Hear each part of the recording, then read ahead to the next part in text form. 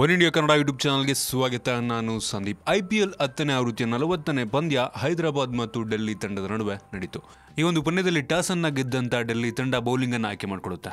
ಈ ಮೂಲಕ ಬ್ಯಾಟಿಂಗ್ ಅನ್ನು ಆರಂಭಿಸಿದಂಥ ಹೈದರಾಬಾದ್ ತಂಡ 185 ರನ್ಗಳನ್ನು ಬಾರಿಸಿ 3 ವಿಕೆಟ್ ಅನ್ನು ಕಳ್ಕೊಂಡಿರುವಂಥದ್ದು.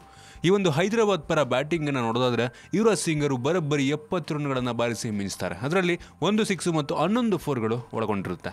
ಅವರನ್ನ ಬಿಟ್ಟರೆ ಡೇವಿಡ್ ವಾರ್ನರ್ ಅವರು 30 ರನ್ನು, ಶಿಖರ್ ಧವನ್ ಅವರು 28, ಹೆನ್ರಿಕ್ ಅವರು 25 ಮತ್ತು ಕೇನ್ ವಿಲಿಯಮ್ಸನ್ ಅವರು 24 ರನ್ಗಳನ್ನು ಬಾರಿಸಿ ಈ ಒಂದು ಹೈದರಾಬಾದ್ ತಂಡಕ್ಕೆ 186 ರನ್ಗಳ ಒಂದು ಟಾರ್ಗೆಟ್ ಅನ್ನು ನೀಡುವಲ್ಲಿ ಯಶಸ್ವಿ ಆಗ್ತಾರೆ. ಈ ಮೂಲಕ ಈ ಒಂದು 186 ರನ್ಗಳ ಒಂದು ಟಾರ್ಗೆಟ್ ಅನ್ನು ಬೆನ್ನತ್ತಿದಂಥ ಡೆಲ್ಲಿ ತಂಡ ಕೊನೆಯ ಓವರ್ನಲ್ಲಿ ಒಂದು ರನ್ ಅನ್ನು ಚೇಸ್ ಮಾಡಿರುವಂಥದ್ದು. ಇನ್ನು ಡೆಲ್ಲಿ ತಂಡದ ಬೌಲಿಂಗ್ ಅನ್ನು ನೋಡಿದ್ರೆ ಮೊಹಮ್ಮದ್ ಶಮಿ ಅವರು 2 ವಿಕೆಟ್ ಅನ್ನು ಪಡ್ಕೊಂಡ್ರೆ ಅಮಿತ್ ಮಿಶ್ರಾ ಅವರು 1 ವಿಕೆಟ್ ಅನ್ನು ಪಡ್ಕೋತಾರೆ. ಅದನ್ನು ಬಿಟ್ಟರೆ ಬೇರೆ ಯಾವ ಆಟಗಾರರು ಕೂಡ ಅಂತ ಒಂದು ಒಳ್ಳೆಯ ಬೌಲಿಂಗ್ ಪ್ರದರ್ಶನವನ್ನ ಮಾಡಲ್ಲ. ಡೆಲ್ಲಿ ತಂಡ ಒಂದು ರೀತಿ ಎಲ್ಲಾ ಬ್ಯಾಟ್ಸ್ಮನ್ಗಳು ಆವರೇಜ್ ಪರ್ಫಾರ್ಮೆನ್ಸ್ ಅನ್ನ ಮಾಡ್ತಾರೆ ಅಂತ ಹೇಳ್ಬೋದು. ಕೋರಿ ಆಂಡರ್ಸನ್ ಅವರು 41 ರನ್ನ ಬಾರಿಸಿದ್ರೆ ರಿಷಬ್ ಪಂತ್ ಅವರು 34, ಶ್ರೇಯಸ್ ಅಯ್ಯರ್ ಅವರು 33, ಕರುಣ್ ನಾಯರ್ ಅವರು 39 ರನ್ಗಳನ್ನ ಬಾರಿಸಿ ಮಿಂಚ್ತಾರೆ. ಈ ಮೂಲಕ ಡೆಲ್ಲಿ ತಂಡಕ್ಕೆ 6 ರನ್ಗಳ ಒಂದು ರೋಚಕ ಜಯವನ್ನ ತಂದುಕೊಟ್ಟಿರುವಂತದ್ದು. ಇನ್ನು ಹೈದರಾಬಾದ್ ತಂಡದ ಬೌಲಿಂಗ್ ಅನ್ನು ನೋಡಿದ್ರೆ ಮೊಹಮ್ಮದ್ ಸಿರಾಜ್ ಅವರು 2 ವಿಕೆಟ್ ಅನ್ನ ಪಡ್ಕೊಂಡ್ರೆ ಭುವನೇಶ್ವರ್ ಕುಮಾರ್ ಮತ್ತು ಸಿದ್ಧಾರ್ಥ್ ಕೌಲ್ ಅವರು ತಲಾ 1 ವಿಕೆಟ್ ಅನ್ನ ಪಡ್ಕೋತಾರೆ. ಇನ್ನು ರೋಚಕ ಬೌಲಿಂಗ್ ಪ್ರದರ್ಶನವನ್ನ ತೋರಿದಂತ ಮೊಹಮ್ಮದ್ ಶಮಿ ಅವರಿಗೆ ಪಂದ್ಯ ಶ್ರೇಷ್ಠ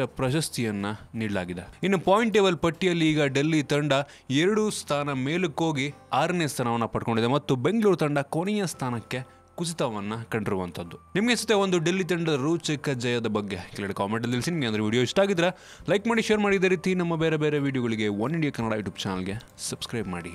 ಧನ್ಯವಾದ.